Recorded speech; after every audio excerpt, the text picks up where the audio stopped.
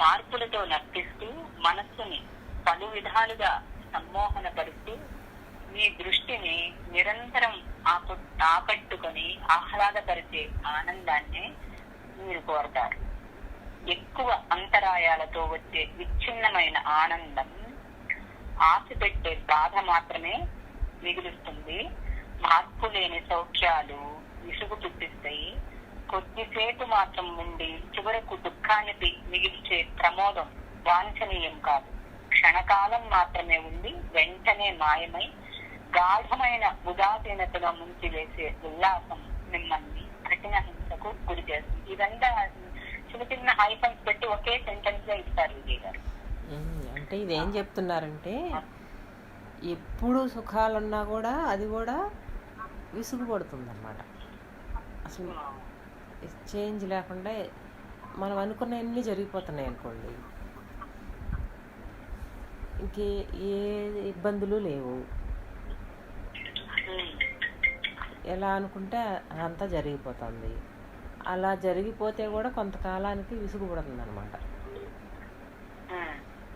అది కూడా నచ్చదు, తోచదు.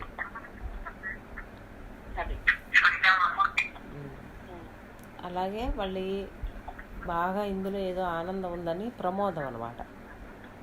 అది పొందేదాకా ఆ కోరిక తీర్చుకోవడానికి ఎంతో శ్రమపడి సాధించి దాన్ని పొందినా కూడా అది క్షణకాలం ఉంటుంది, తర్వాత మారిపోతుంది. ఇది విజ్ఞాన స్వరూప్ గురువు గారు ఎప్పుడు చెప్తూ ఉంటారు. మనం చెప్పుకున్నాం కదా, ఒక ఎంసెట్ ఎంసెట్లో పిల్లాడికి మంచి ర్యాంక్ వస్తే ఎంతసేపు ఉంటుంది అది, మళ్ళీ వెంటనే ఏ కాలేజీ అనే దాంతో ఇది తగ్గిపోతుంది. ఇది తగ్గిపోతుంది. ఆ కాలేజీలో మళ్ళీ వచ్చేదాకా ఆందోళన, అనుకున్న దాంట్లో వస్తుందా రాదా. ఇలా క్షణకాలంలో అన్ని ఒక 2 సంవత్సరాలు కష్టపడి చదివాడు, అది పోయింది. ఆనందం కాసేపు క్షణకాలం ఉండి మళ్ళీ కాలేజీల మీదకి వెళ్ళింది. ఆ తర్వాత చదువు, తర్వాత ఉద్యోగం, పెళ్ళి, పిల్లలు, ఇందులో దేనికి దానికి ఎప్పటికప్పుడు ఆ తర్వాత అనుకుంటూ వెళ్ళిపోతుంది అన్నమాట. ఈ కాలం వెనక్కి వెళ్ళిపోతుంది.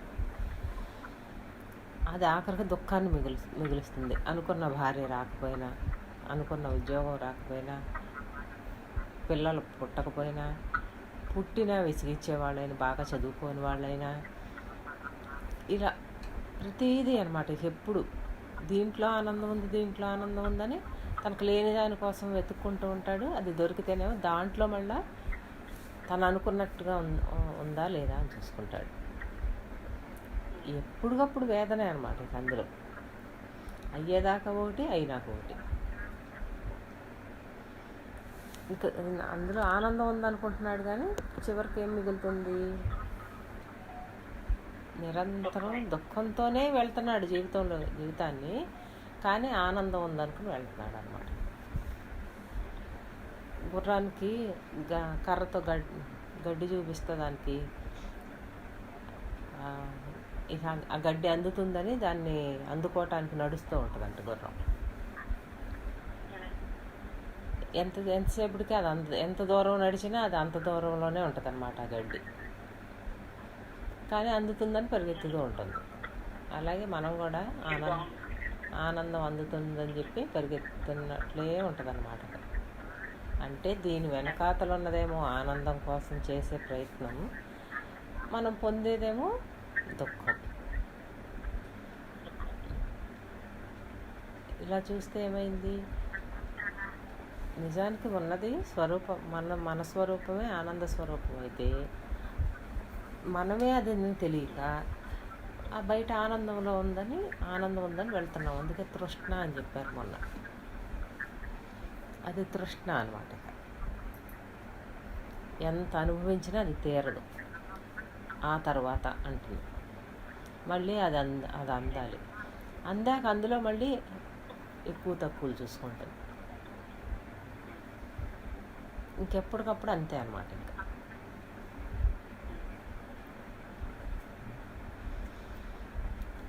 అంటే నిర్ణయం చేసుకోవాలి. ఇదేం చెప్తున్నారంటే జగత్తులో ఆనందం లేదు, ఇది అశాశ్వతమైన ఆనందము అని గుర్తించాలి మనం. అది ఇందులో ఉన్న ఆనందం అశాశ్వతమైనది, ఎప్పటికప్పుడు క్షణక్షణం మారిపోతుంది. కాబట్టి అది మనం అనుకున్నట్లుగా ఉండదు, కాబట్టి మనకు దుఃఖంగా ఉంటుంది. చదవం. కాబట్టి స్వరూపాన్ని బట్టి ఒక నటుడు వైరాగ్యం వివిధ పాత్రలు వైరాగ్యం ఉండాలి. వైరాగ్యం దీన్ని బట్టి జగత్తు మీద వైరాగ్యం రావాలన్నమాట. ఒక నటుడు వివిధ పాత్రలు అంగిలతో ఎలా వినోదం కలిగిస్తాడో అదే విధముగా ఎల్లప్పుడూ లయబద్ధముగా మార్పు చెందుతున్న మౌలికముగా ఏ మార్పు లేని ఆనందాన్ని మనమంతా అన్వేషిస్తున్నాం. అటువంటి ఆనందం క్రమం తప్పని గాఢమైన ధ్యానంలోనే లభిస్తుంది. మార్పు చెందని నిత్య నూతనానందం అనే అంతర్గత జలధారే మన దాహాన్ని తీర్చగలదు. ఈ దివ్యానందమే స్వతసిద్ధముగా మనస్సుకి ఎన్నడూ విసుగు కలిగించని ఏకైక మనోరంజనం. దాని నుంచి ఏది కావాలనిపించదు. అది మన అంతర్గతంగా మన లోపలే ఉంది. మన లోపలే ఉన్నదని ఎప్పుడు తెలుస్తుంది మనకు? చెప్పండి మీరు. ఈ జగత్తు మీద వైరాగ్యంతో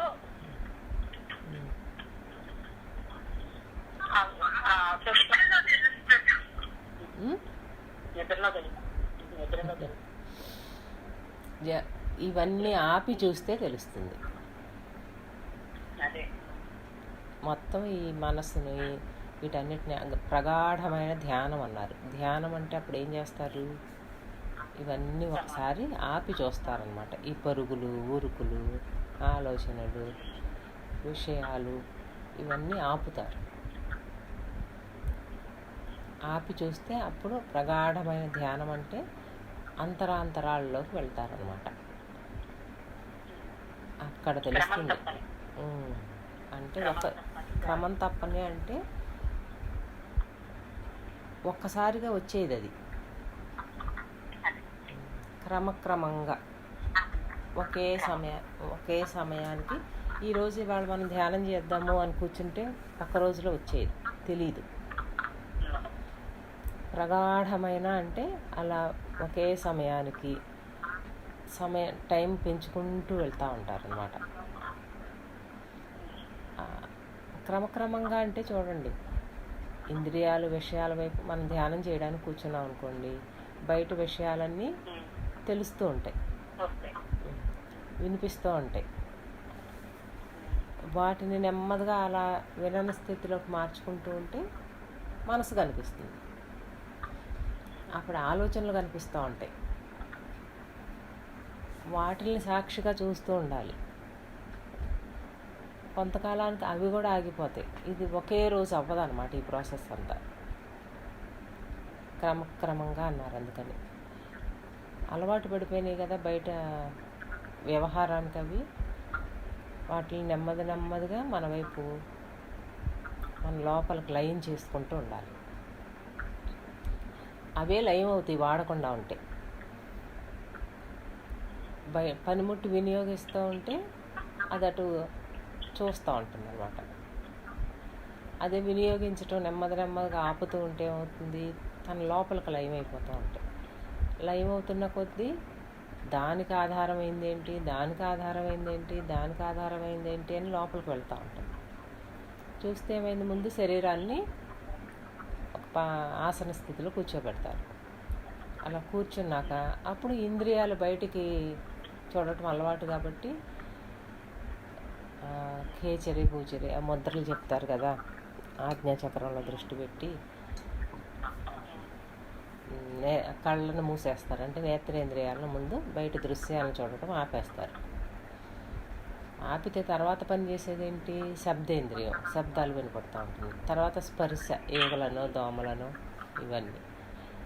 వీటన్నిటి నుంచి విరమించుకుంటూ అలా చేస్తూ ఉండగా నెమ్మదిగా ఆలోచనల దగ్గరికి చేరతారనమాట. లోపల గుర్తించడం వస్తుంది. ఆ తర్వాత లోపల ఆలోచనలు గుర్తిస్తూ పనికిరాని ఆలోచనలు ఆ మనసునంతా చూస్తూ నవ్వుకుంటాం అన్నమాట. అప్పుడు అది ఎలా తీసుకొస్తుందో అవన్నీ దాంతో కలిసామనుకోండి ఆ ఆలోచన వెనకటి ఆ, భూతకాలంలోకి వెళ్తాం. జరిగిపోయినవన్నీ తీసుకొస్తూ ఉంటుంది. అదంతా జరిగిపోయింది కదా, ఇప్పుడు ఇది లేదు, ప్రజెంట్లో లేదు కదా అని చెప్పి వాటిని సాక్షిగా చూస్తూ ఉండాలి. జరగబోయేవి వస్తే ఇవి ఇప్పుడు మన ముందుకు రాలేదు కదా, సాక్షిగా చూస్తూ ఉండాలి. ఇప్పుడు ప్రజెంట్లో చూస్తే ఇక్కడ ఏం వ్యవహారం జరగటం లేదు కదా, అలా నెమ్మదిగా అలా సాక్షిగా చూస్తూ ఉండగా మనసును దాటుతాం అన్నమాట. ఇలా క్రమక్రమంగా అంటే ఇలా అనేక రకాలుగా చెప్పుకోవచ్చు. కొన్ని రోజుల తరబడి చేయటం క్రమక్రమంగా అనొచ్చు. నిర్ణయించిన సమయానికి ఒకే ప్లేస్లో ఒకచోటే ఉండి ఇలా ఇంద్రియాలు ఒకేసారి ఇంద్రియాల లోపలికి వెళ్ళవు. అలా చేయగా అంతర్ముఖం అవుతాయి. అలా చేయగా మనసు అంతర్ముఖం అవుతుంది. బుద్ధి నిశ్చలం అవుతుంది. శ్వాస నిశ్చలంగా ఉంటుంది. ఆ నిశ్చలంగా ఉన్న స్థితిలో అలా ఉండిపోతే ప్రగాఢమైన ధ్యానం అనమాట. అంటే ఆ ఎరుక తెలియబడుతుంది అనమాట. కేవలంగా తాను మాత్రమే ఉండటం అని తెలుస్తుంది. ఇక్కడ ఏమీ లేకపోవటం మళ్ళీ నిద్రలోకి వెళ్ళిపోవటం కాదు, తాను ఉండటం అనేది తెలుస్తుంది. ఇంకా తర్వాత చాలా అనుభవాలు, సూక్ష్మానుభవాలు అలాంటివన్నీ తెలియబడుతూ ఉంటే దానిని గురువులతో చర్చించుకుంటూ దానిని దాటుతారు, సూక్ష్మాన్ని దాటుతారు. మళ్ళీ చూడండి, అలా చాలా ఉంటుంది. ఇలా ధ్యానంలోనే మన మహర్షులు ఎక్కడి వరకు వెళ్ళారు? అంతరిక్షం వరకు వెళ్ళారు.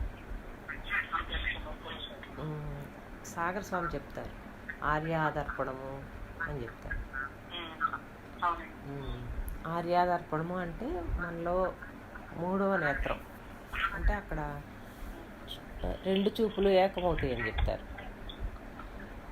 దృష్టి భూమధ్యంలో పెడతాం కదా, ఏకదృష్టి అవుతుంది అనమాట. అక్కడ అయినప్పుడు అక్కడ నెమ్మదిగా స్వామి యోగానంద కూడా చెప్తారు, అక్కడ నెమ్మదిగా ఒక నీలిరంగు కాంతి దర్శనం అవుతుంది అన్నమాట. దాన్ని బ్లూ ఐ అంటారు. బ్లూ ఐ దాని ద్వారా మొత్తం జగత్తంతా దర్శనం అవుతుంది. జగత్ అంటే సృష్టి అంతా, సృష్టి మూలం అంతా తెలియబడుతుంది. అది కూడా దాటాలి. అందుకని వీళ్ళు చెప్తారు విశ్వాన్ని కూడా దాటాలి. మనకు చెప్తారు కదా ఇందులో, ఒక బ్రహ్మాండం కాదు అది లేనిది అవుతుంది. మళ్ళీ అనేక బ్రహ్మాండాలు, విశ్వం, దానవతల, ఇలా వాళ్ళు ఇంకేముందని అంతరంలో క్రమక్రమంగా దాన్ని దర్శించుకుంటూ వెళ్ళిపోతారనమాట. వెళ్ళి ఇంకా చివరికి వెళ్ళేసరికి అక్కడేం ఉండదు. ఇంకా అనేక కోట్ల బ్రహ్మాండాలు విస్ఫులింగాలుగా అవి వెదజల్లబడుతూ ఉంటాయి అన్నమాట విశ్వంలో. దానిని కూడా దాటుతారు. దానవతలని చూస్తే ఏముంది, అక్కడుండి చెప్పారనమాట 3 పాదాల సృష్టి, బ్రహ్మము తనకు తానుగా ఉంటే 1 పాదమే సృష్టి అయింది అని. 3 పాదాల బ్రహ్మ, 1 పాదం. అక్కడ దానవతలు చూస్తే అక్కడ ఏ సృష్టి లేదు, బ్రహ్మాండం లేదు, పిండాండం లేదు, జీవులు లేరు, జగత్తు లేదు, ఈశ్వరుడు లేడు, ఏమీ లేదు. అది అలా నిరామయం, నిరవయవంగా అలా ఉండిపోయింది. అలా ఉందన్నమాట. అక్కడ చూస్తే ఏమీ లేదు. మళ్ళీ కిందకు దిగితే క్రమక్రమంగా మళ్ళీ ఇదంతా కూడా దర్శనం అవుతుంది. ఇదంతా అప్పుడు లేనిది. ఇది సత్య వస్తువు కాదు కదా, సృష్టి వ్యక్తాలుగా ఉంటుంది కదా. ఇలా సర్వాన్ని శూన్యాన్ని చూస్తారనమాట. అది దర్శన పద్ధతి. దర్శన పద్ధతి. అలా దర్శనంలో అందుకే విచారణ, దర్శనము ఇలా చెప్తారు. తారకం అన్నమాట ఇదంతా. ఇలాగే దర్శించాలి అనేది మన సంస్కారాన్ని బట్టి ఉంటుంది. ఇలాగే రావాలా రాకూడదా, పెద్ద స్వామి గారిని అడిగాను అనమాట. మీకు అందరికీ గ్రహాలు గోళాలు ఇవన్నీ దర్శనమై మీలో లైవ్ అయిపోయినట్టు వచ్చినాయి కదా, మాకు కూడా ఇదే రావాలా అన్న. అంటే అది మీ మీ సంస్కారాన్ని బట్టి ఉంటుంది అన్నారు. అంటే అవసరం లేదు అనుకుంటే రాదు. రాదు. ఏదైనా చూసి వదిలేసేదే కదా. గురువు గారికి అర్థంగా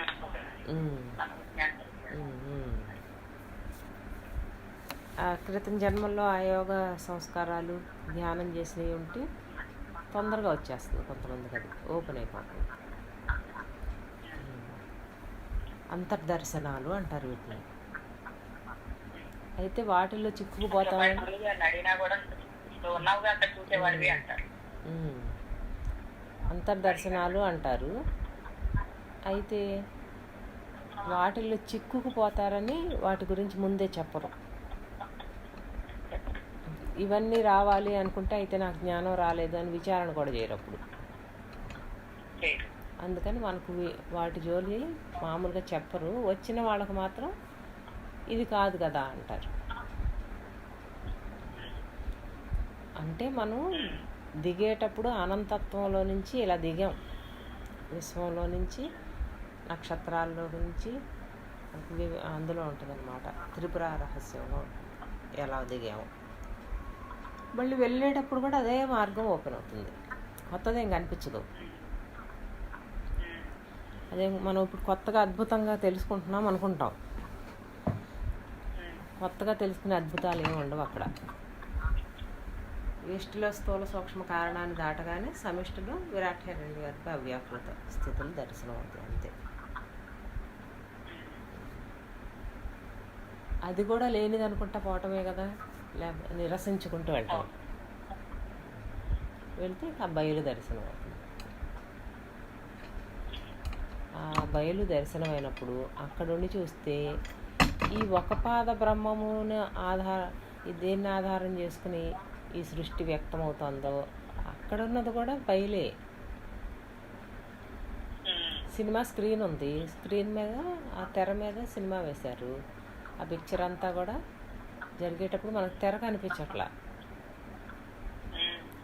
సినిమా ఆగిపోగానే ఉంది, తెరే ఉంది. అలాగే ఈ ఒక పాద బ్రహ్మము అనేది కూడా అక్కడ కూడా బయలే ఉంది. కానీ ఈ సృష్టి దృశ్యం అంతా నడుస్తున్నప్పుడు అది దర్శనం అవటం, అంతే తేడా. బయలే బ్రహ్మము, అది మార్పు చెందటం లేదు. తెరేం మారుతుంది? మారటం లేదు కదా, తెర అలాగే ఉంటుంది. అది బయలన్నమాట. అది ఎప్పుడు ఏమి దేనికి అవకాశం ఇవ్వాల, తనకు తాను అలా ఉందంతే. అంటే దాన్ని అవుననక కాదనక,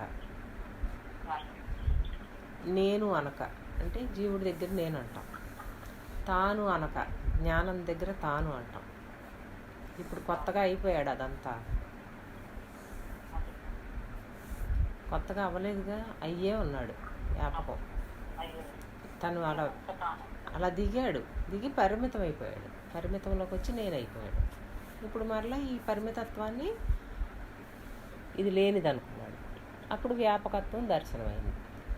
అది ఎలా అయితే దిగాడో అదే మార్గంలో మళ్ళీ ఆరోహణ అవరోహణ అన్నమాట. అలా వెళ్తుంటే అవన్నీ దర్శనాలు అవుతాయి. ఆగిపోతే వాటిల్లో చూస్తూ అక్కడ ఆగిపోతాడనమాట. మళ్ళీ ఆ జన్మ వృధా అయిపోతుందని ఆ దర్శనాలని ఇది కాదు కదా అంటారు. అది తెలిసిన వాడైనా తెలవని వాడైనా వదలాల్సిందే, లేనిదని.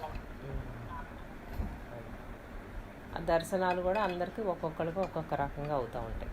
ఒకరికి అయినట్టు ఒకరికి అవ్వు. అందుకే ఎవరికి ఏ దర్శనాలు అయినాయి పక్కన వాళ్ళకి చెప్పుకోవద్దు అంటారు. ఎందుకంటే ఇలాంటిది నాకు రాలేదు ఏంటి అంటే, అయ్యో నేను ఇంకా వెనకబడిపోయానా అనుకుంటారు. రకరకాలుగా అవుతూ ఉంటాయి ఆ దర్శనాలు కూడా. దృశ్యాలు, యదృశ్యం తన్నస్యం అనుకుంటూ వెళ్ళిపోవాలి. ఇది ధ్యాన మార్గం. మనకు ధ్యానం చెప్పరు, జ్ఞానమే చెప్తారు. ధ్యాన మార్గంలోనూ గురువు కావాలి, జ్ఞాన మార్గంలోనూ గురువు కావాలి. ధ్యానంలో ఎక్కువ చెప్పి జ్ఞానమేమో తక్కువ చెప్తారు. ఇక్కడ మనకేమో జ్ఞానం ఎక్కువ చెప్పి ధ్యానం తక్కువ చెప్తారు. ఇప్పుడు వీళ్ళు గంటల గంటలు అందులో కూర్చోవాలి కాబట్టి సంసారం చేసుకునే వాళ్ళకి ఇది అసాధ్యం అన్నమాట. గృహస్థ జీవనం గడిపే వాళ్ళకి ఇది కొంచెం కష్టసాధ్యం అవుతుంది. అన్నన్ని గంటలు 4 గంటలు 5 గంటలు ఆ ప్రగాఢమైన ధ్యానంలో మునగాలంటే, ఆ సమయాన్ని దానికి కేటాయించాలంటే కష్టం అవుతుంది వాళ్ళకి. అదే అందుకనే జ్ఞానం అది కూడా కష్టమేనయ్యి అసలు. ఇంట్లో వాళ్ళు ఒప్పుకోవాలి ఆ సమయంలో గంటన్నర కూర్చోటానికి, వాళ్ళు సహకరించాలి. ఆ సమయానికి పనులన్నీ ఆపుకొని కూర్చోవాలి, అది కూడా కష్టమే. పెద్దస్వామి గారు దాన్ని యాక్సెప్ట్ చేయలే 4 సంధ్యల్లో. అయినా గృహస్థులు జ్ఞానం నేర్చుకునేటప్పుడు అది వాళ్ళకి దుఃఖంగా పరిణమించకూడదు అనమాట. అయ్యో నేను చేయలేకపోతున్నాను, అవరోధాలు వస్తున్నాయి అనేది వాళ్ళకి మళ్ళీ ఇదేదో ఆనందం ఉందని కూర్చుంటే మళ్ళీ ఇది చేయకపోతే నాకు జ్ఞానం రాదు అనే దాంట్లోకి వెళ్తారు కదా. ఎక్కువగా గృహస్థ జీవనంలో ఆ సాధకులు వాళ్ళ గృహస్థ ధర్మం చెడిపోకుండా సాధన చేయాలనేది స్వామిగారు చెప్తారు.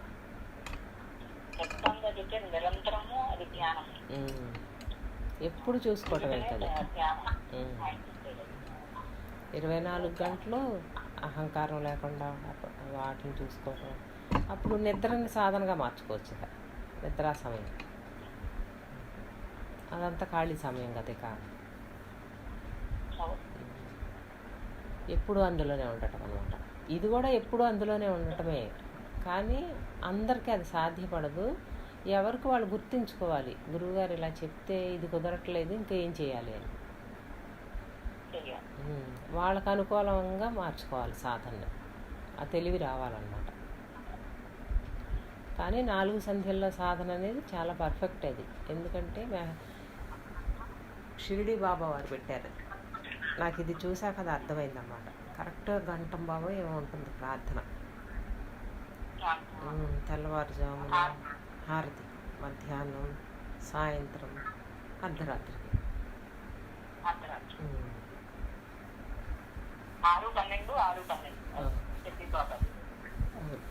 ఆ సమయం బ్రహ్మరంధ్రంలో ఆ బ్రహ్మనాడి తెరుచుకునే సమయం అన్నమాట. అది అక్కడ ఎందుకు పెట్టారంటే అది అప్పుడు మనకు సుషుమ్నాలో ఉన్నప్పుడు మన ఆత్మస్థితి మనకు తెలుస్తుందన్నమాట. ఆ సమయంలో పనులు చేసుకుంటూ ఉన్నాం అనుకోండి, అది ఓపెన్ అయింది కూడా తెలియదు.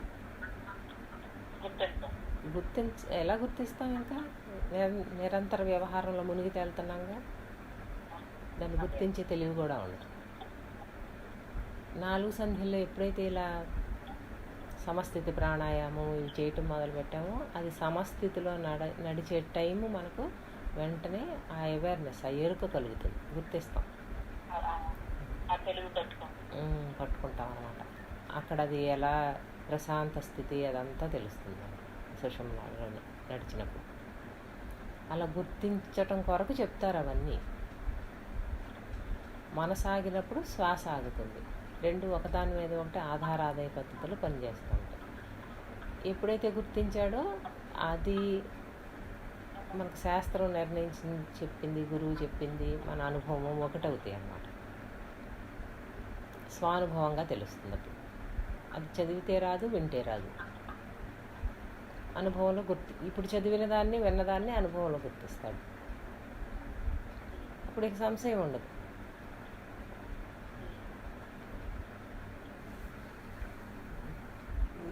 ఇది ఇందాక చెప్పిందంతానేమో ధ్యానం. ఇది కూడా అంతే, సుషుమ్నాలోకి వెళ్ళి ఓపెన్ అవుతుంది ఏదైనా సరే.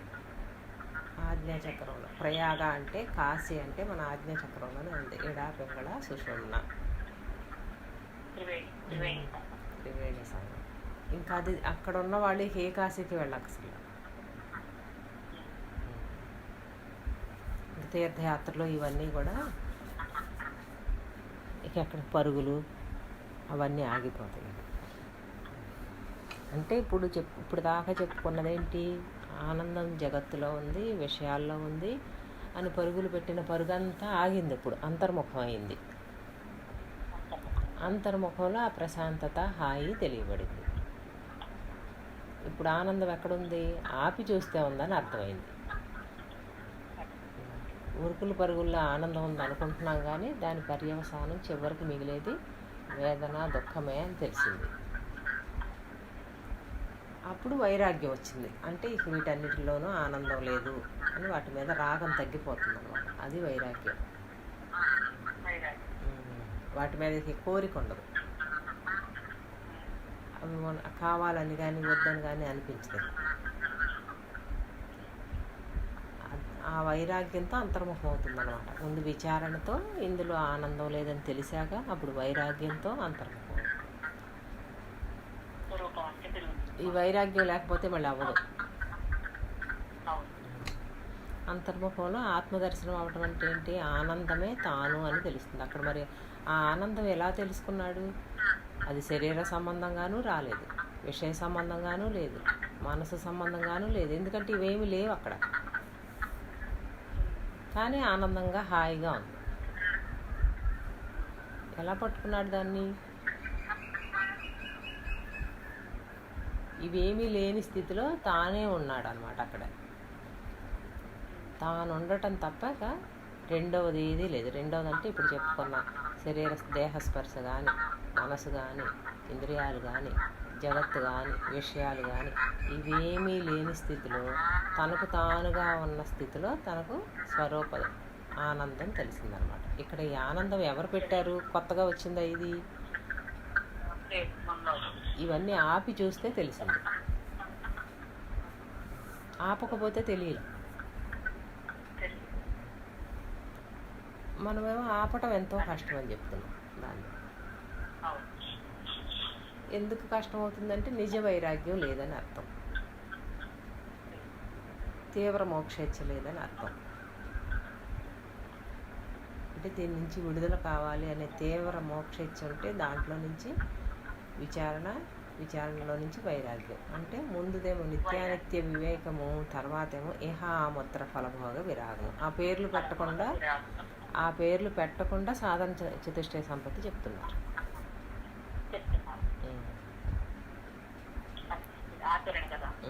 ఆచరణ. ప్రగాఢమైన ధ్యానంలోకి వెళ్ళాలంటే ఇవి ఉండాలన్నమాట.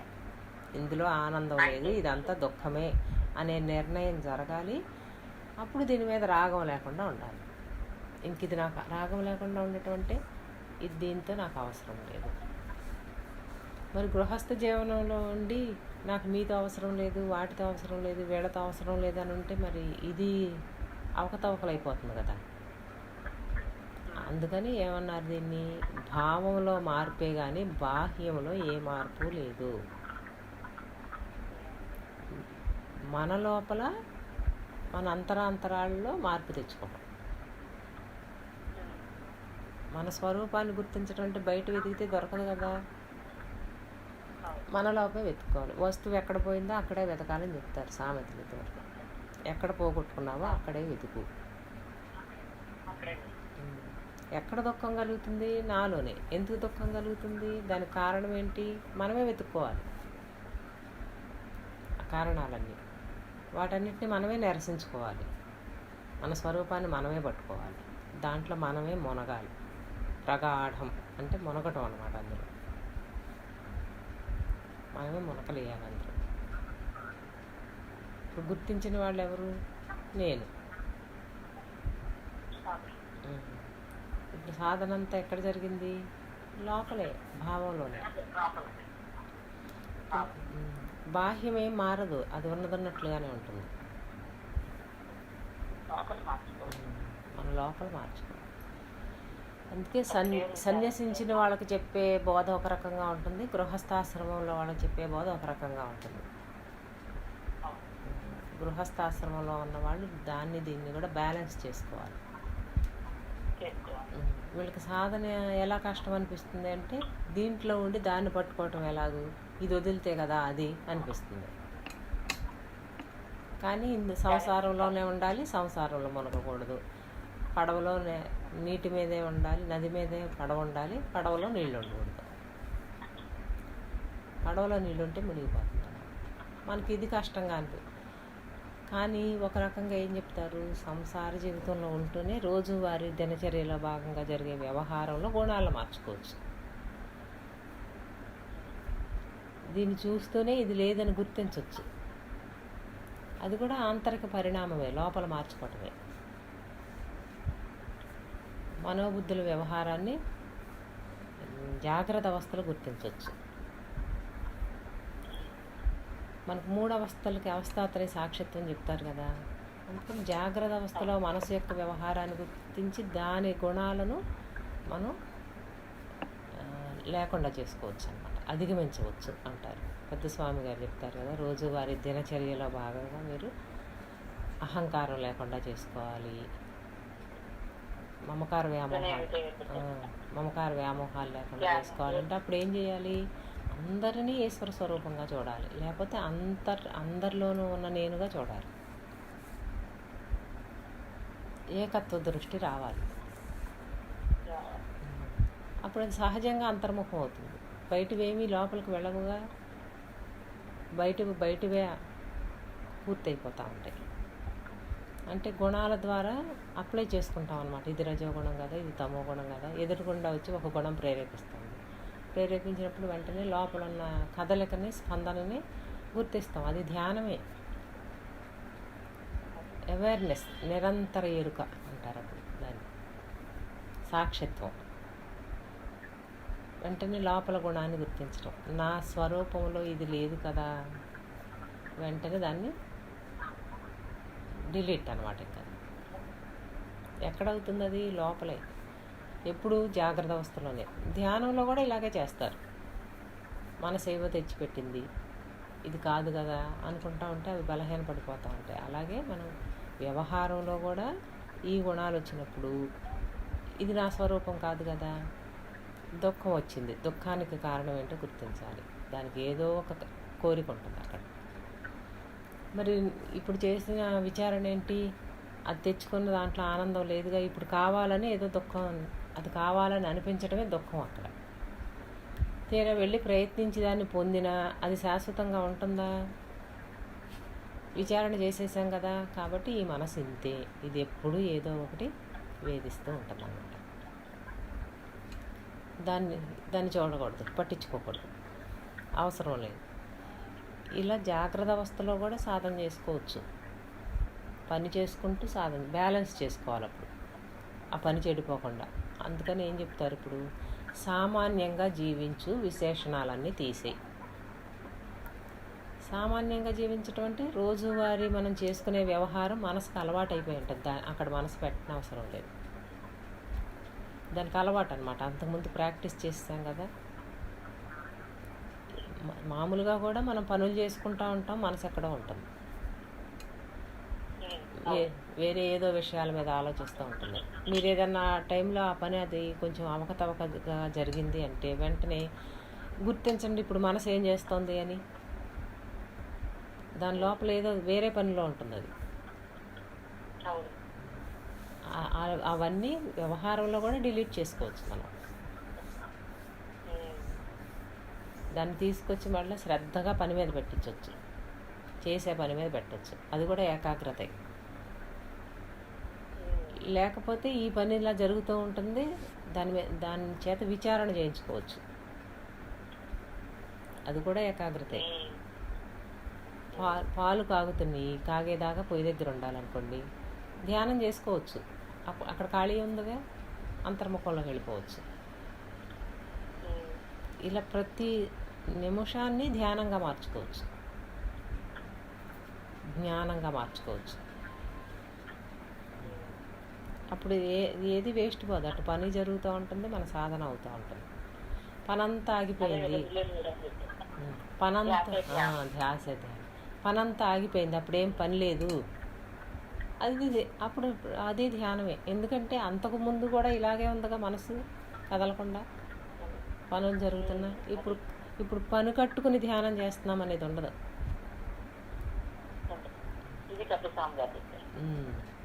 ఎప్పుడు నిరంతర ధ్యానం జరుగుతుందన్నమాట. అది వాటంతటా అవి స్థూల సూక్ష్మ కారణాలు ఓపెన్ అయిపోతూ ఉంటాయి. 3 అవస్థలకి సాక్షిత్వం వస్తుంది. ఎప్పుడు ఆ ఎరుక ఉంటుందిగా ఆ సాక్షిత్వం. అది ఎట్లా సాధించాడు? గృహస్థ జీవనం జీవిస్తూ దీనిని ఆధారం చేసుకున్నాడు అనమాట.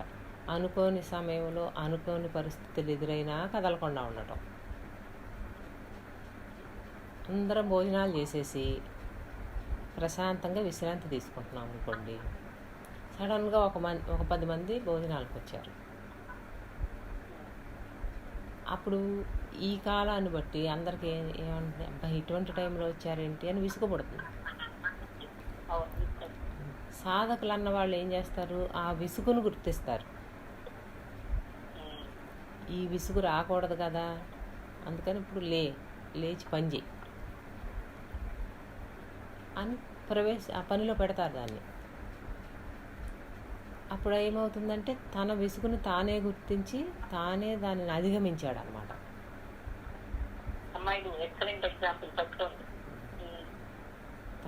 తనకు తానే అధిగమించేశాడు దాన్ని. ఇంక విసుగు అనేది రాదు. ఇక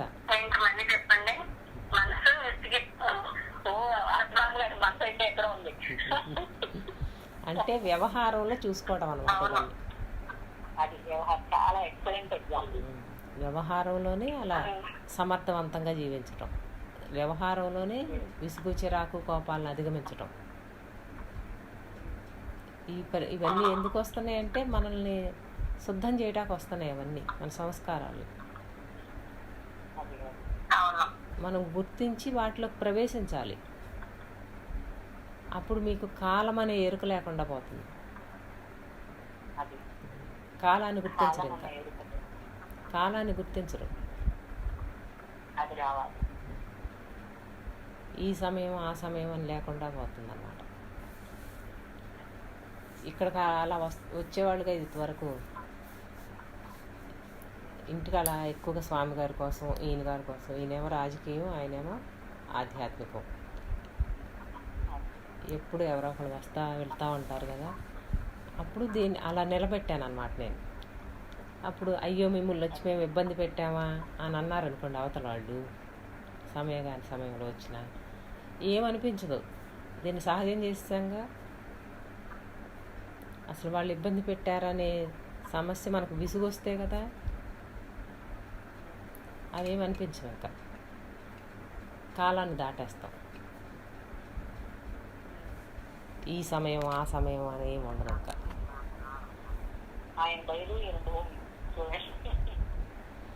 అంటే మనల్ని మనమే అందులోకి మార్చుకోవాలి.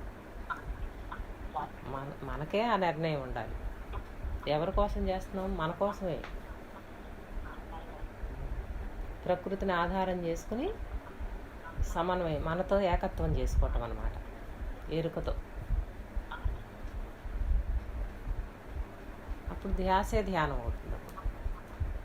ప్రత్యేకించి ధ్యానానికి కూర్చొని అవసరంలా.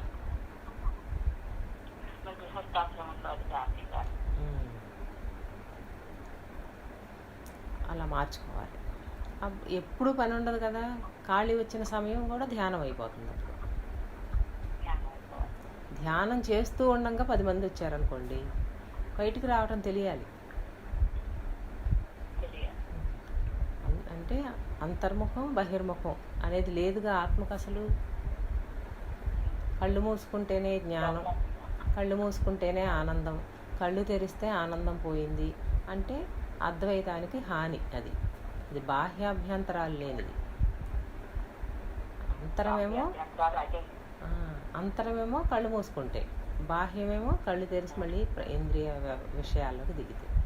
ఇంద్రియ విషయాలతో జగత్తులో చేసే వ్యవహారం నాకు నచ్చటం లేదు, అంతర్ముఖంలో నాకు నేనుగా ఉంటే నచ్చింది అంటే సగం తెలిసి తెలియని వాడి కింద లెక్క అంట.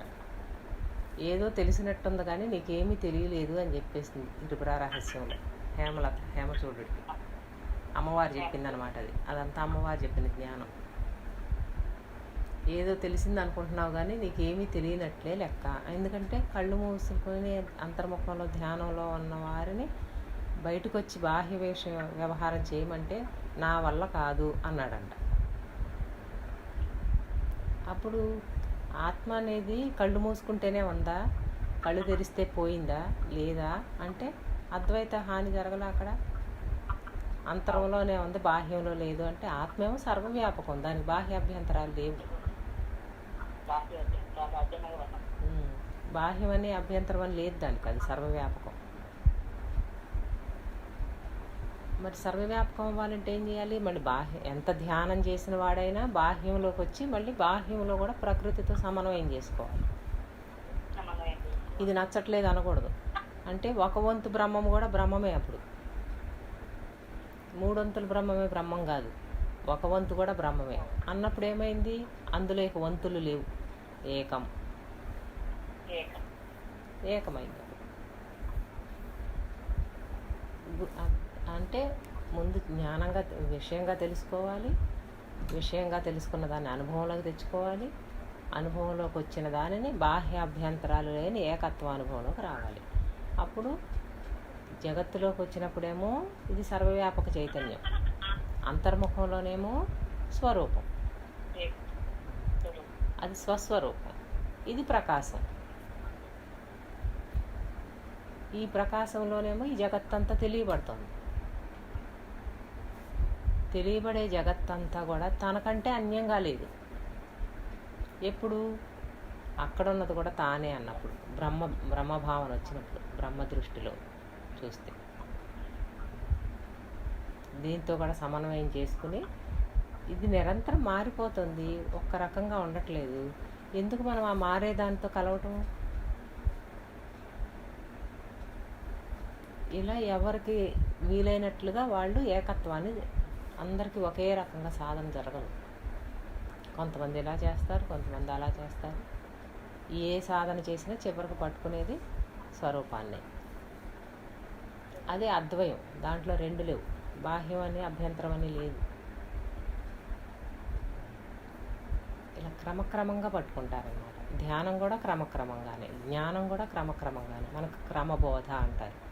క్రమబోధలో ముందు సాధన చతుష్టయ సంపత్తి, అధికారి, ఆ తర్వాత శరీర ధర్మం చెప్తారు, తర్వాత పంచకోశాలు చెప్తారు, తర్వాత 3 శరీరాలు చెప్తారు, తర్వాత 3 అవస్థలు చెప్తారు. అవస్థాత్రయ సాక్షిత్వం దగ్గర అన్నమాట ఇప్పుడు చెప్పుకుంది మనం. 3 అవస్థలకి సాక్షి.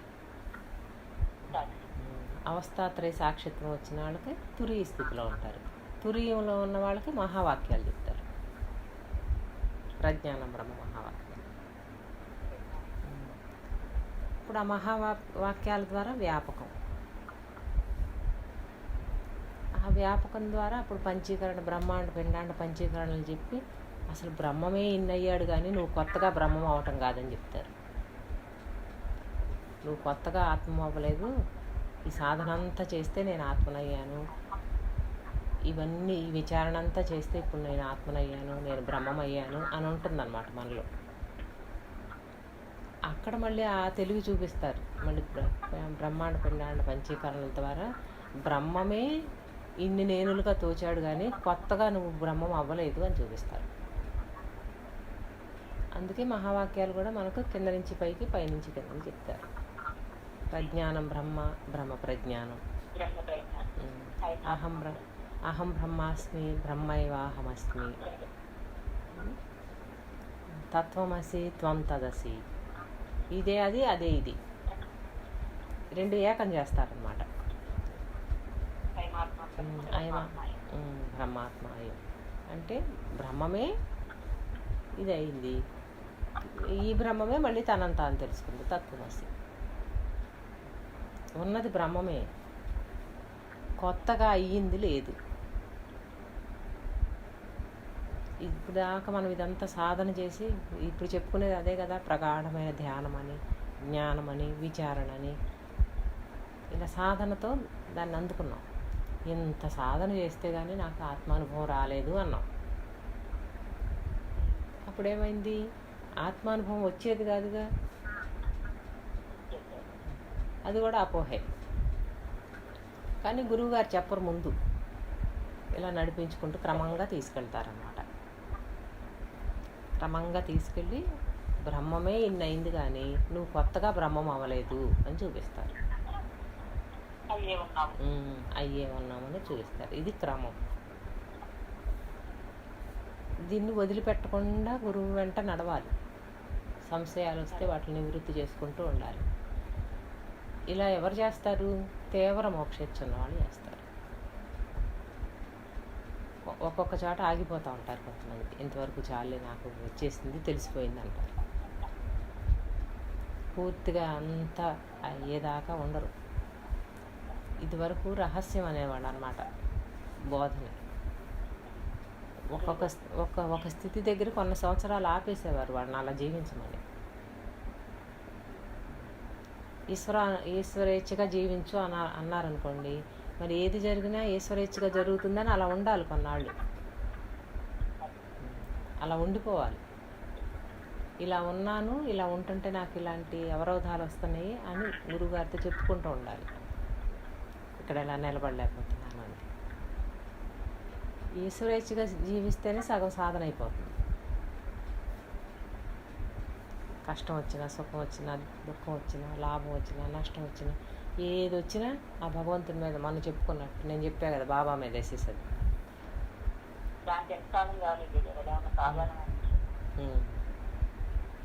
ఏదైనా అంటే అప్పుడేంటి, మనం ఎవరినైతే ఏ గురువుని, ఏ భగవంతుని మన హృదయంలో ప్రతిష్ఠ చేసుకున్నామో వారికే అన్నీ చెప్పుకోగలగాలి.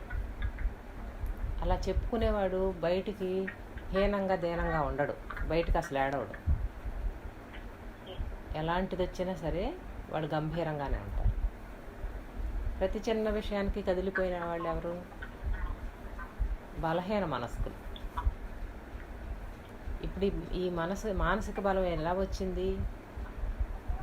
ఆ భగవంతుడిని గురువునో భగవంతుడినో, ఎవరికి సంస్కారంలో ఎవరున్నారు, ప్రతిస్వామి గారు చెప్తారు, మీ సంస్కారంలో ఏ భగవంతుడు అనిపిస్తారో ఆ భగవంతుడిగా పెట్టుకోవచ్చు. క్రీస్తు అయితే క్రీస్తు, అల్లా అయితే అల్లా, కృష్ణుడైతే కృష్ణుడే.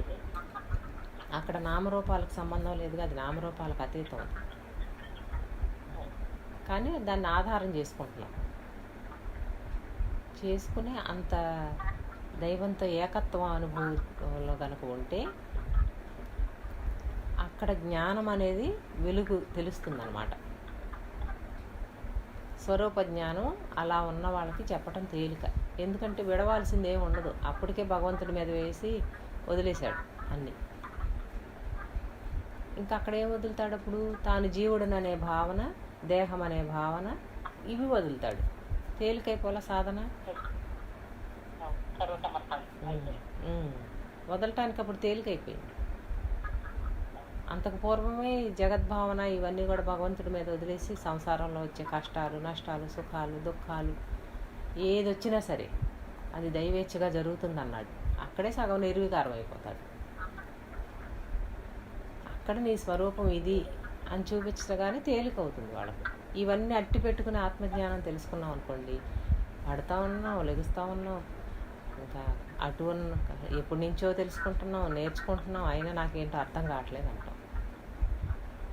దానికి విజ్ఞాన స్వరూప్ గురువు గారు చెప్తారు, ఒక చెయ్యి కిందకి పెట్టి ఒక చెయ్యి పైకి పెట్టి, పైదేమో రావాలంటున్నామంట, కిందేమో ఆ పట్టుకున్న దాన్ని వదలటం లేదా.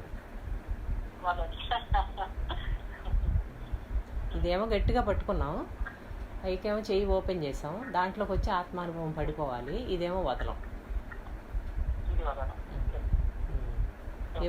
అది ఎప్పుడుకయ్యాను? వదలేదు ఎక్కడని చెప్పుకున్నాం ఇప్పుడు దాకా. శుద్ధి చేసుకున్నది ఎక్కడన్నాం?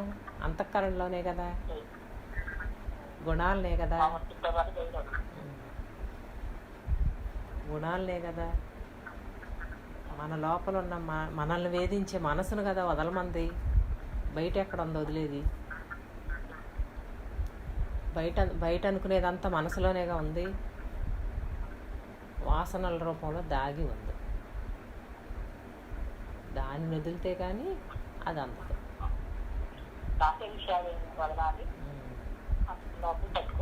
బాహ్య విషయాలే మనసు ద్వారా బయటకు వెళ్తున్నాయి, లోపల నుంచే బయటకు వెళ్తుంది. సాధన ఫలితంగా మనకు తెలియవలసింది ఏమిటి అంటే, బయట జగత్తేమి మనల్ని రమ్మని పిలవటం లేదు, అదేమి మనల్ని ఆహ్వానించట్లా, నన్ను చూడు నన్ను చూడు అని. మన లోపల మనసే దాని ఇష్టాలతో ప్రపంచంలోకి వెళ్తాను. ఇది తెలవాలి ముందు. బయటిదేమి మనల్ని ఏం చేయట్లే, బయటిది ఊరికే అలా ప్రేరేపిస్తుంది అంతే, కదిలిస్తుంది. అందుకే చెప్తారు కదా, పురుషుడికి అందమైన స్త్రీ ఎదురు పెడితే స్పందన కలుగుతుంది అని. ఆ స్పందన సహజంగా ప్రకృతిలో ఉందన్నమాట. ఆ స్పందన ఒక్క పురుషుడికే కాదు, స్త్రీకి కూడా. ఆ యవ్వన సమయం వచ్చినప్పుడు అటు ఇటు కూడా పనిచేస్తుంది అన్నమాట ఆ స్పందన. ఇప్పుడు ఎలా అయితే ప్రకృతి ఇలా ఆకర్షిస్తుందో, అంటే ప్రేరేపిస్తుంది అన్నమాట. ప్రేరేపణ అంటే స్పందనను కలగజేస్తుంది. అలా ఈ మనసు పురుషుడిని ప్రేరేపిస్తుంది. మనసు ప్రకృతి నేను అనేవాడిని నిరంతరాయంగా వాడిని కదిలిస్తుంది అన్నమాట. మనసు అంటే వేరే ఉందా? ఆలోచనల రూపంలో, వాసనల రూపంలో, సంస్కారాల రూపంలో పురుషుల్లోనే ఉంది. ఇప్పుడు ఏం చేయాలి? నేను అనేవాడికి పని వచ్చి పడింది. ఇప్పుడు నేను కదలను, అది మనసు. ఇప్పుడు నేను ఆత్మస్థానంలో పెట్టుకుని నేను కదలను వాడను. ఒకేసారి కదలను వాడిగా ఎలాగో ఉండలేవు నువ్వు అని ఏం చెప్పారు? ఒక మెట్టు కిందకు దిగి నేను శుద్ధ చైతన్యాన్ని, ఇవన్నీ నాకు తెలియబడుతున్నప్పటికీ కూడా అవి నేను కాదు అనుకోమన్నారు. అవన్నీ మనసు, అదంతా మనసే.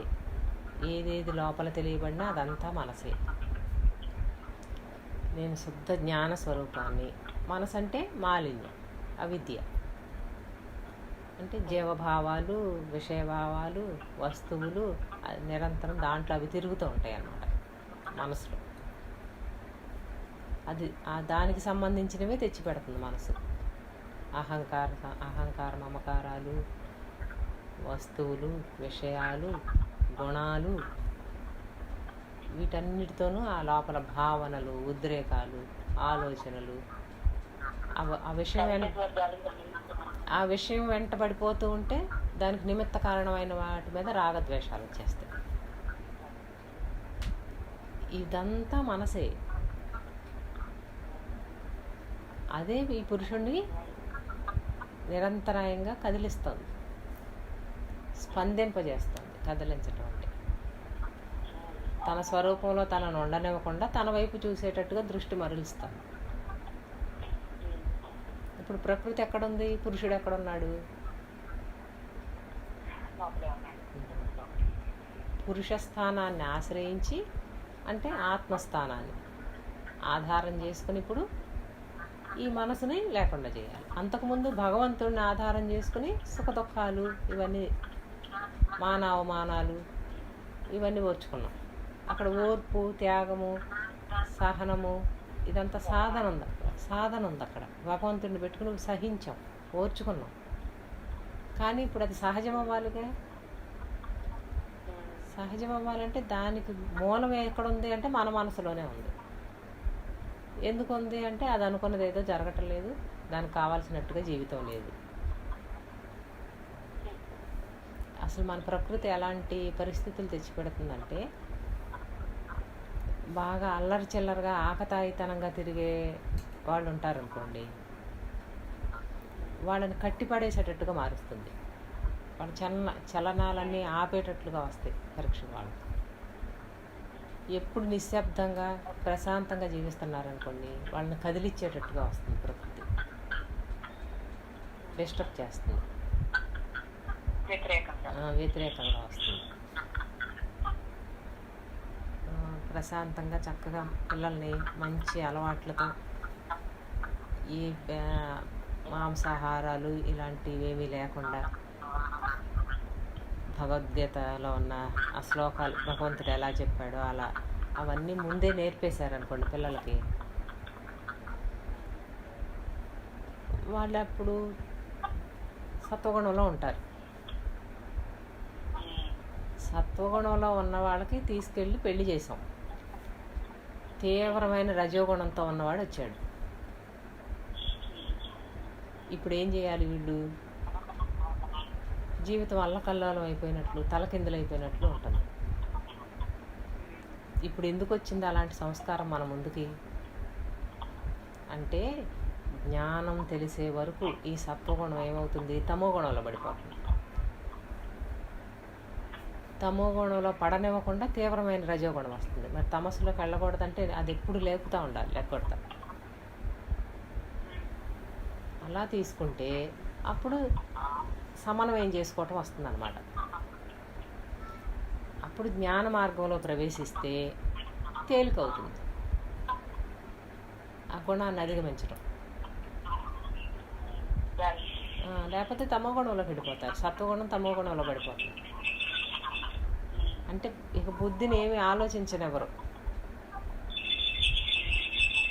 అలా పడనివ్వకుండా కాపాడుతుంది ప్రకృతి, ఎప్పుడు బ్యాలెన్స్ చేస్తుంది. కానీ చూసేవాడికి ఎలా ఉంటుంది? మనం అనుకున్నట్లుగా జీవితం లేదు, మనం ప్రశాంతంగా ఉన్నాం ఇప్పుడు దాకా, ఇక జీవితం అల్లకల్లోలం అయిపోయింది అంటాం. వ్యతిరేకం నడుస్తుంది అనిపిస్తుంది. నిజానికి వ్యతిరేకం నడవటంలా, దాంతో సమన్వయం చేసుకోమంటారు. ప్రమాదంలో పడిపోతారు కదా తమోగుణంలోకి వెళ్ళిపోతే. అప్పుడు ఇది కష్టము అని ఎప్పుడైతే అనిపించిందో దాంట్లో నుంచి స్వరూప జ్ఞానంలోకి మారాలి. స్వరూప జ్ఞానంలో మారినాడిని తమోగుణం ఏం చేయలేదు, రజోగుణం ఏం చేయలేదు. రెండు గుణాలేగా. అప్పుడు సహజ స్థితిలో ఎప్పుడైతే ఉన్నామో అవి వాటంతటా అవే మారుతూ ఉంటాయి, మళ్ళీ బ్యాలెన్స్ అయిపోతుంది. మన లోపల దానిని మార్చుకోనంత వరకు అది తీవ్రంగా ఉంటుంది బయట. దానిని మనం ఎలా చూస్తాం?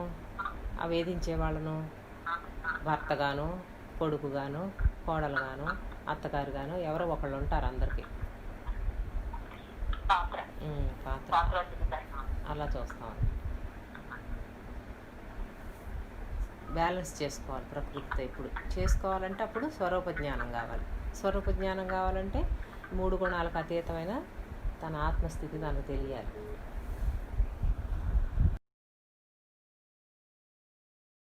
ఇదంతా తెలిసి ఉంటే ధ్యానం దానంతట అదే జరుగుతుంది. అప్పుడు ధ్యానం కోసం ప్రయత్నించి కూర్చోవసరలా. కళ్ళు తెరిచిన ధ్యానమే, కళ్ళు మూసిన ధ్యానమే సహజ ధ్యానంగా మారుతుందన్నమాట.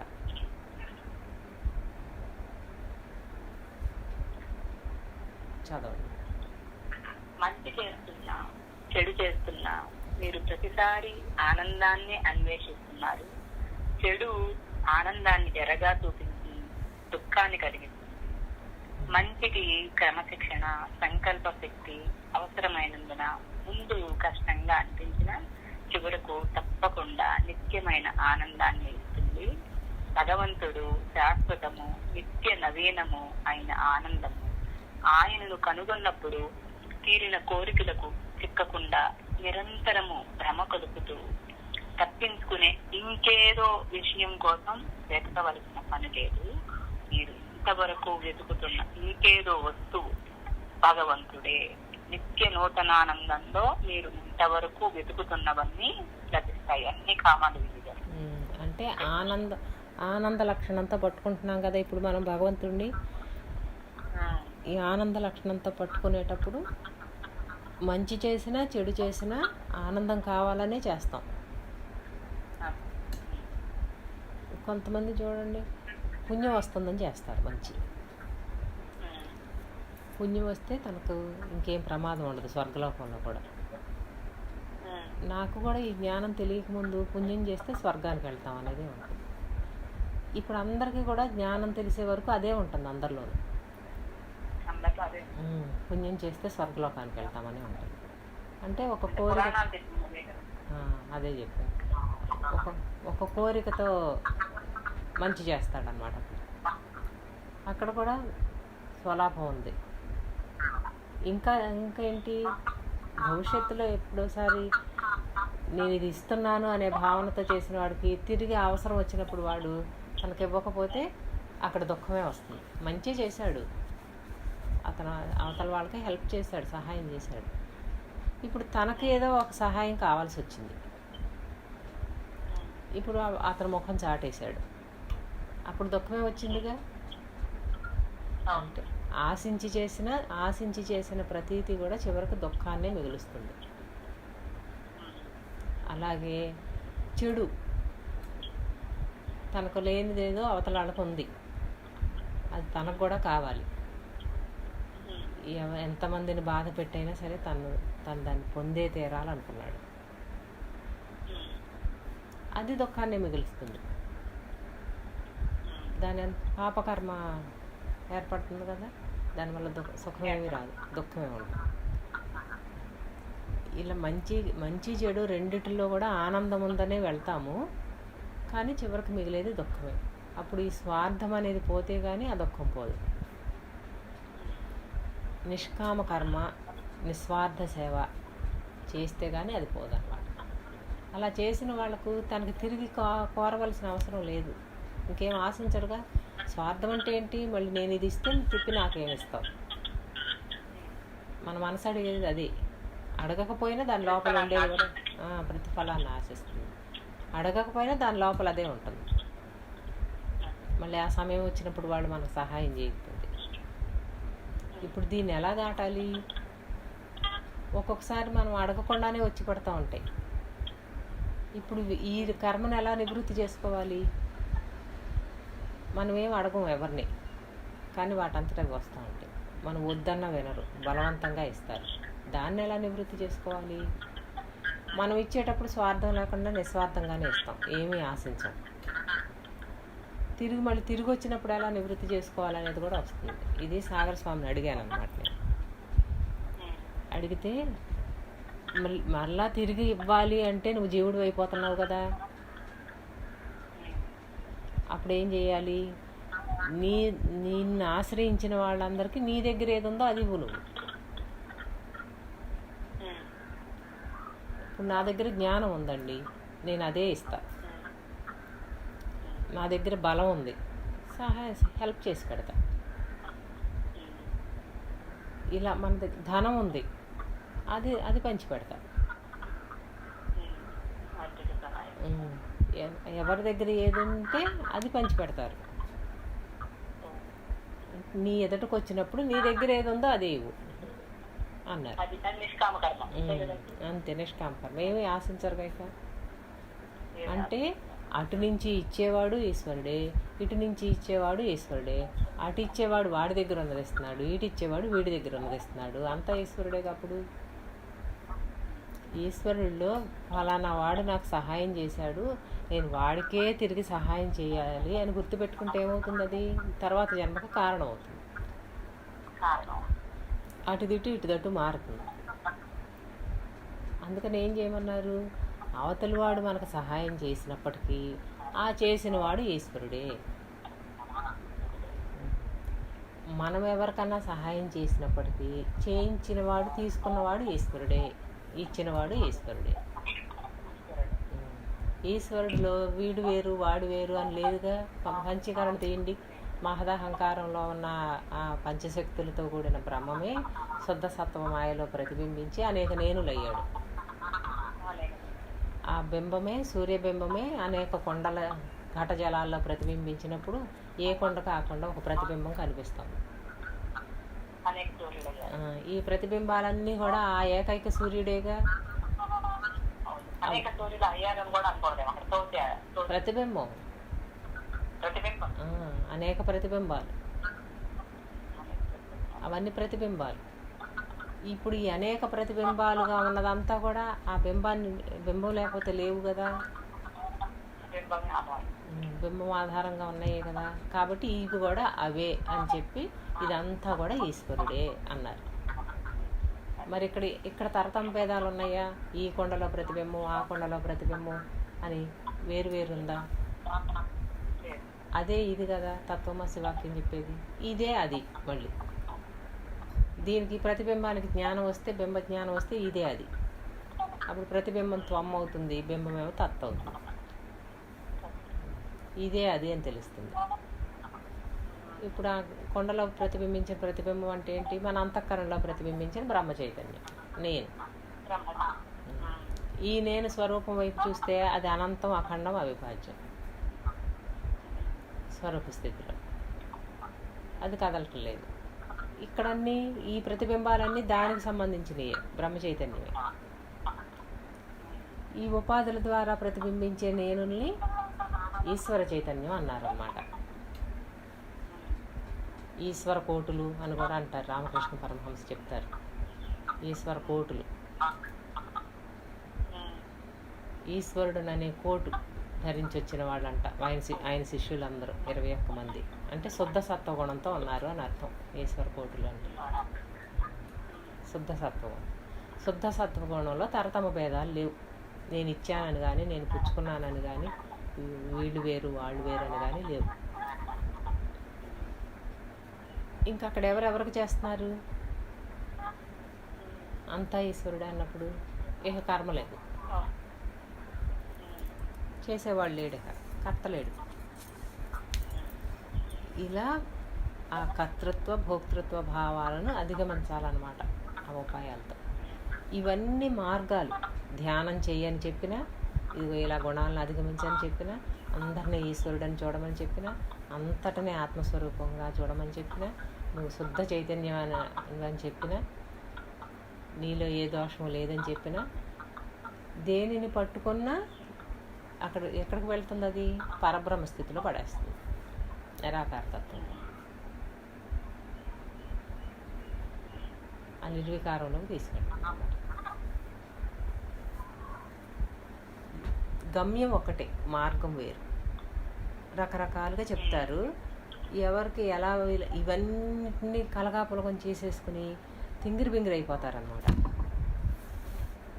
కంగారు పడిపోతారు. ఇన్ని చెయ్యాలా, అది చెయ్యాలా, ఇది చెయ్యాలా అని. ఆ చేయమన్నదంతా ఏంటి? వదలమనే, అంతకంటే ఏం లేదు. మొత్తం కలిపి 0 చుట్టొచ్చుగా ఒకసారి. ఒకేసారి లేనిది అనొచ్చు కదా. అలా అనలేకపోతున్నారని వాళ్ళ సంస్కారాలను బట్టి ఇప్పుడు పంచకోశాలను అధిగమించిన అజ్ఞాత దగ్గరికే చేరతాడు. 3 శరీరాలు తెలుసుకుని 3 శరీరాల యొక్క వ్యవహారాన్ని నిరసించిన జ్ఞాత దగ్గరికే చేరతాడు. జ్ఞాత స్థానంలోకి వెళ్తాడు. మళ్ళీ అవస్థాత్రయ సాక్షిత్వం ఒకటి, 3 శరీరాలను అధిగమించడం ఒకటి, 3 అవస్థలను అధిగమించడం ఒకటి, ఇట్లా రకరకాలు లేవు అక్కడ. వీటన్నిటిలో ఏదో ఒకటి పట్టుకుంటాడని అన్ని రకాలు చెప్పారు. ఏదో ఒక్కటన్నా గట్టిగా పట్టుకుంటాడని. 24 తత్వాలు చెప్పినా జ్ఞాత దగ్గరికే చేరతాడు.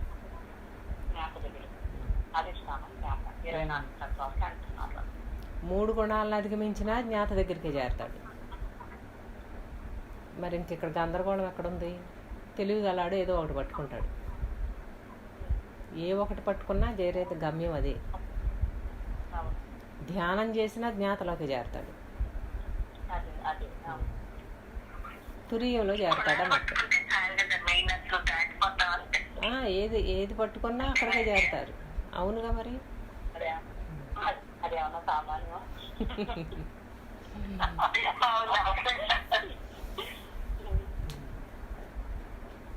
అందుకని అన్ని రకాలుగా చెప్పారు, కానీ అంతకు మించి ఏమీ లేదు అక్కడ. ఆ బుద్ధి తెలివి కాస్త ఉపయోగిస్తే, ఆ వంటల మీద పెట్టే తెలివిని దీని మీద ఉపయోగిస్తే ఇదంతా ఒకటే కదా అని అర్థమవుతుంది. అర్థమైన వాడికి ఇంక గజిబిజి ఎక్కడుంది? సంపూర్ణంగా తెలివిని ఇటు పెట్టకుండా కాస్త అటు కాస్త ఇటు పెట్టినాడికి అది ఎలా ఓపెన్ అవుతుంది? తత్వం బోధపడినాడికి తేలిక. ఇన్ని రకాలు లేవు అక్కడ. ఏదో ఒకటి పట్టుకుంటాడని చెప్పి మార్చి మార్చి మార్చి మార్చి చెప్తారు దాన్ని. స్వరూపం దగ్గరికి. అందులో ఏ ఒక్కటి పట్టుకున్నా, పంచీకరణను పట్టుకుని పిండాండ 24 తత్వాలు తెలిసి అధిగమించిన జ్ఞాత దగ్గరికి వెళ్తాడు. ఆజ్ఞా చక్రంలో దృష్టి పెట్టిన జ్ఞాత దగ్గరికి వెళ్తాడు. శివస్థానం అన్నమాట అది. అక్కడున్న వాడి ఎవరికేది అనుకూలం ఉంటే అది తీసుకుంటాడు. మనం ఆ బుద్ధి, సూక్ష్మ బుద్ధి లేక ఇన్ని సాధనలు చేయాలా అనుకుంటున్నాం మనం. అన్నీ ఒకటే అవుతుంది అప్పుడు. అవును. గమ్యం ఒకటే ఏది పట్టుకున్నా. ఇంకా గందరగోళం ఎక్కడుంది అప్పుడు? లోపల ఉంది.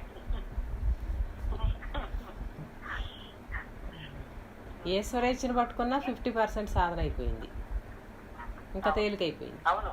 ఏది గట్టిగా పట్టుకో. మనం చేసే పని ఏంటంటే దేని మీద సంపూర్ణంగా దృష్టి పెట్టం. ఇందాక చెప్పుకున్నట్టు ఈ కింద వదలడం వదలం పైది కావాలంటాం. దేని మీద దృష్టి సంపూర్ణంగా పెట్టం, దేని మీద తీవ్రమైన మోక్ష ఇచ్చి ఉండదు. మళ్ళీ అక్కడ కావాల్సింది ఏంటంటే మనకు ఈ జ్ఞానం ద్వారా మనకి ఏమి రావాలని ఉంటుందంటే మన లోపల అందరికీ నా చుట్టుపక్కల పరిస్థితులన్నీ నాకు అనుకూలంగా మారిపోవాలి, నేను అనుకున్నట్టు అన్నీ జరిగిపోవాలి, నేను ఎప్పుడు సుఖంగా సంతోషంగా ఉండాలి. అది మన జ్ఞానం.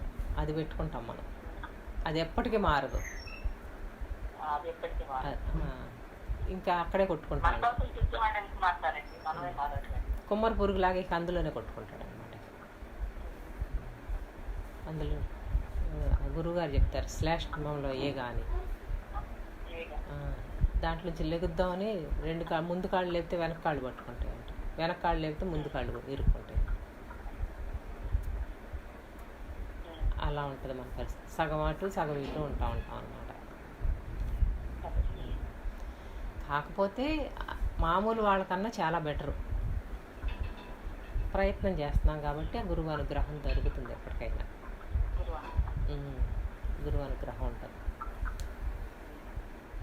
సమయం పడుతుంది. ఇలాంటి వాళ్ళ కోసం ఉందన్నమాట ఇంత అనర్గళమైన బోధ. సంవత్సరాల తరబడి అలా వాళ్ళు అందులో వింటూ ఉంటారు. ఎప్పుడుకోసారికి అది పట్టుబడుతుంది.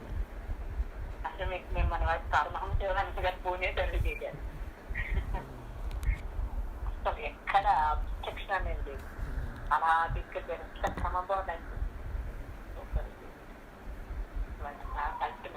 మొదలు పెట్టిన తర్వాత అంటే మరి మనం ఎలా ఉన్నామో చూసుకోవాలి.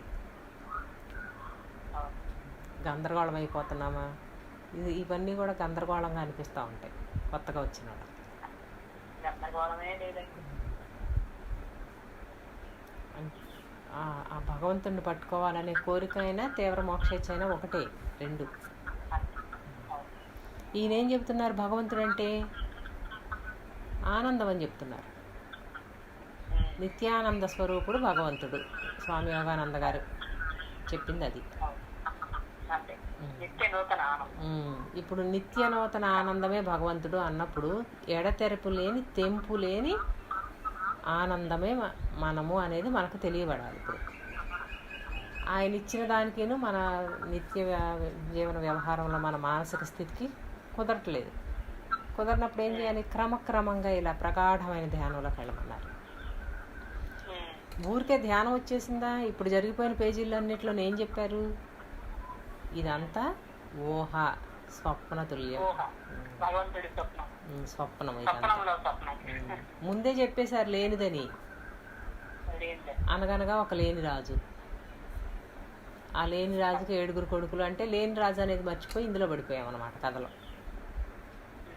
కథలో పడిపోయి ఇక కథను ఇంట్రెస్టింగ్గా వింటున్నాం. లేనిది అనేది మరుపు వెళ్ళిపోయింది. అదే ఆవరణ.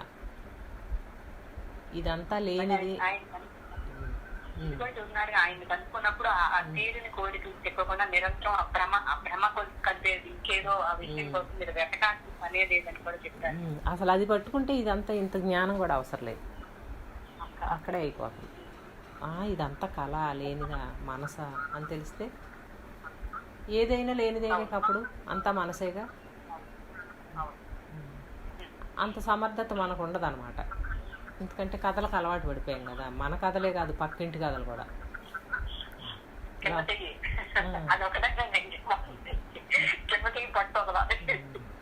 మనొక్క కథే కాదు, మన క్యూరియాసిటీ. వాళ్ళ ఇంట్లో ఏమైంది, వీళ్ళ ఇంట్లో ఏమైంది, వాళ్ళ లైఫ్ ఎలా ఉంది, వీళ్ళ లైఫ్. ఇప్పుడు అదంతా కుదరటం లేదు. ఇంటి బయట అరుగులు లేవు, అవన్నీ తగ్గిపోయినాయి. అందుకని ఇప్పుడు టీవీ సీరియల్స్ వచ్చాయి. టీవీ కరోనా గురువు. అసలు మామూలుగా కరోనా రాకముందు కూడా ఇంటింటి కథ ఎవరి కథ వాళ్ళకైతే వాళ్ళ సీరియల్స్ సరిపోతున్నాయి, పక్క వాళ్ళ కథలు చెప్పుకోవాల్సిన అవసరం లేకుండా. అది అలా ఏం లేవు విజయ్ గారు. మనం కాదు లేదు ఇప్పుడు దాంట్లో అన్ని రకాలుగాను ఉంటుంది మన మనసు. ఒక్కొక్కరికి ఒక్కొక్క రకం దగ్గర పనిచేస్తుంది అన్నమాట సంస్కారం బలంగా. సాధుకుల్లో స్థాయి లేదా మనకు అవి లేవు, ఇంకోటి ఏముందో చూసుకోవాలి.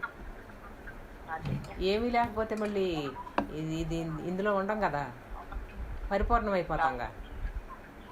మరి పరిపూర్ణ అనుభవం మనకి ఇంకా అనుభవంలోకి రాలేదనిపించింది అంటే వేరే రకంగా వేరే రూపంలో ఉంటుంది మన సంస్కారం. దాన్ని పట్టుకోవాలి. ఎవరి మనసును వాళ్ళే అన్వేషించాలి. దేనివల్ల నా ఆనంద స్థితి మారిపోయింది. ఆనందమే భగవంతుడు అన్నప్పుడు, ఆనందమే మన స్వరూపం అన్నప్పుడు ఆనంద స్థితిలో ఎందుకు ఉండటం లేదు ఎప్పుడు. ఇంకెందుకు అసంతృప్తి, లోటు వస్తుంది. ఇప్పుడు మనం ఈ జ్ఞానం నేర్చుకోవటం కూడా ఏదో కావాలని, అది కూడా కోరికే. ఇంకా నాకేదో తెలియలేదు అని ఎందుకు అనిపిస్తుంది? ఇదంతా లేనిది కల్పన, భ్రాంతి అనే నిర్ణయం గట్టిగా జరగలేదు కాబట్టి. ఇంకేదో వదలలేకపోతున్నాను అంటున్నాం కాబట్టి. అందుకని కొంత సగం దూరం వరకే సాధన, ఆ తరువాత అంతా స్వప్నం అని వదిలేయాలి.